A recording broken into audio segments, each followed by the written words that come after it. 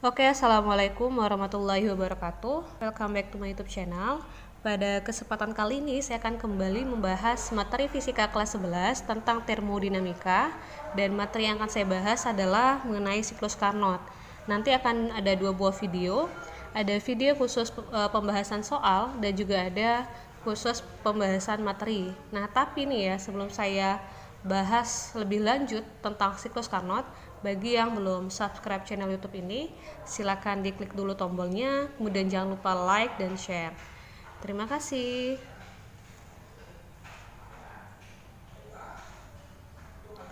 Oke, langsung kita bahas saja ya. Jadi sebelum kita membahas mengenai siklus Carnot, kita itu harus tahu dulu nih, apa sih yang dimaksud dengan siklus.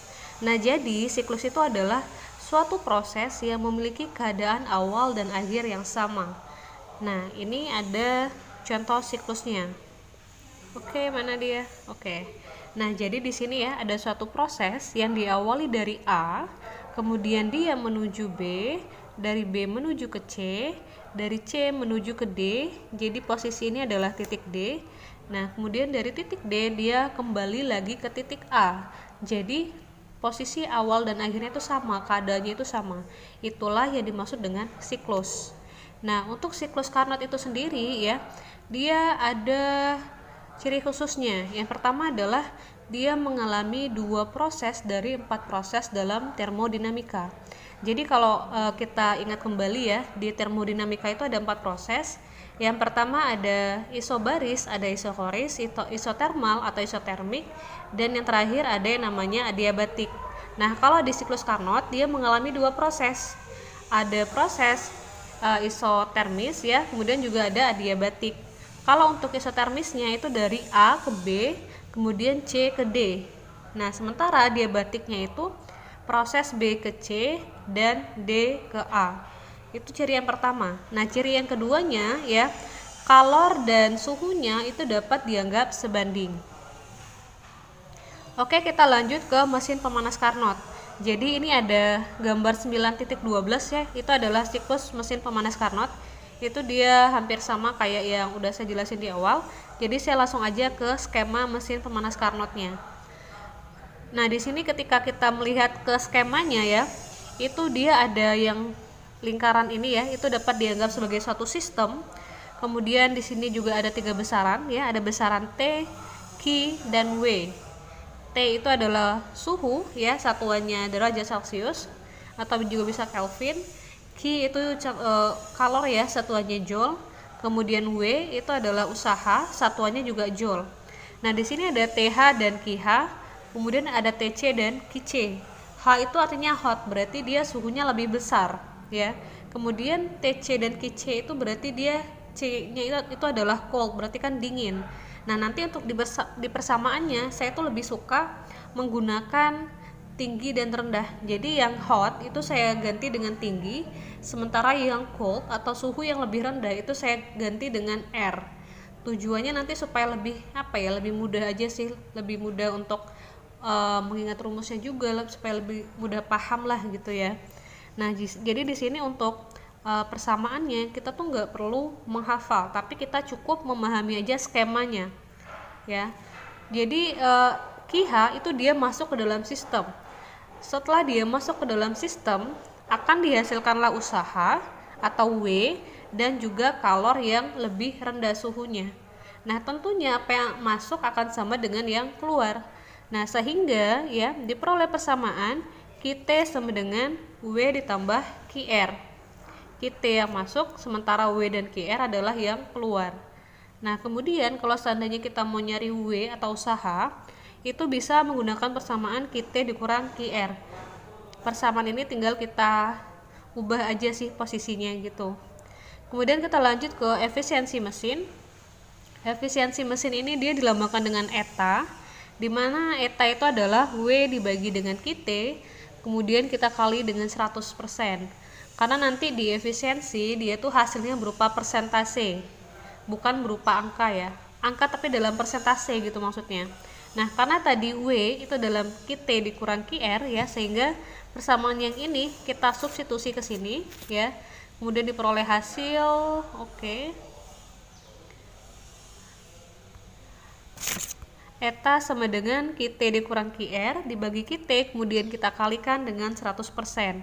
Kemudian ya dari persamaan yang kedua ini, QT dengan QT-nya kita bagi ya, sehingga diperoleh 1, kemudian kita kurang, kemudian kita bagikan ya QR dengan QT. Kemudian kita kalikan dengan 100%. Nah, seperti yang udah saya bilang di awal tadi, bahwasanya untuk kalor dan suhu itu pada siklus Carnot dapat dianggap sebanding, sehingga QR dibagi QT sama dengan TR dibagi TT. Nah, persamaan yang di atas tadi itu berubah ya, bisa menjadi eta sama dengan 1 dikurang TR dibagi TT dikali 100%.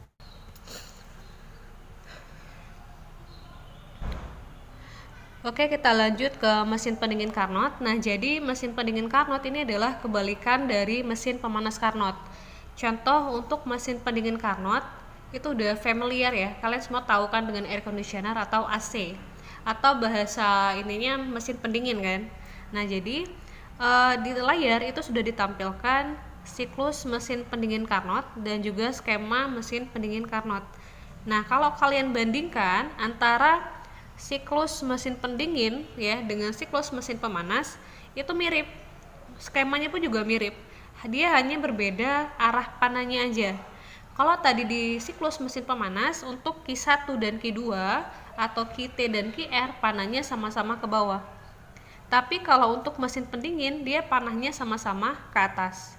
Nah, untuk panah skema itu dia mengikuti arah panah dari si siklus seperti itu. Bedanya cuma di situ aja. Untuk persamaan pun juga dia juga sama. QT sama dengan W ditambah dengan QR atau W sama dengan QT dikurang QR. Di mesin pendingin Carnot itu ada yang namanya koefisien kerja atau KD. Nah, KD itu adalah QR dibagi dengan W. Kemudian ya, W itu adalah QT dikurang QR kan tadi. Jadi kita tinggal substitusi aja ke sini ya. Sehingga persamaannya menjadi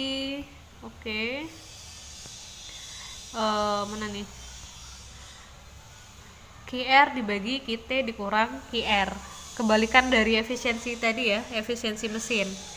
Nah, karena kalor dan suhu pada siklus Carnot itu dapat dianggap sebanding, sehingga persamaan yang QR dibagi QT dikurang QR itu menjadi TR dibagi TT dikurang TR. Nah, untuk koefisien kerja itu juga bisa dirumuskan dengan 1/eta dikurang 1.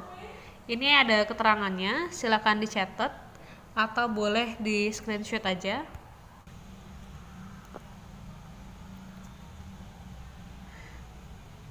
Oke, di slide terakhir ini saya akan menjelaskan ya bagaimana sih caranya supaya adik-adik itu bisa paham bagaimana cara mudah untuk mengingat persamaan efisiensi mesin dan koefisien kerja. Nah, ini sudah ditampilkan skema mesin pemanas Carnot. Nah, seperti yang udah kita ketahui ya bahwasanya untuk persamaan koefisien kerja itu adalah QR dibagi W. Nah, kalau kalian lihat di layar itu tinggal kita bagi aja nih, QR dibagi W dengan arah panah ke atas. Nah, sementara untuk efisiensi mesin itu adalah W dibagi dengan QT. Kita tinggal bagi aja yang ini dengan yang ini kan, dan sama juga arah panahnya ke atas. Dan semoga adik-adik semuanya paham. Terima kasih atas perhatiannya. Assalamualaikum warahmatullahi wabarakatuh.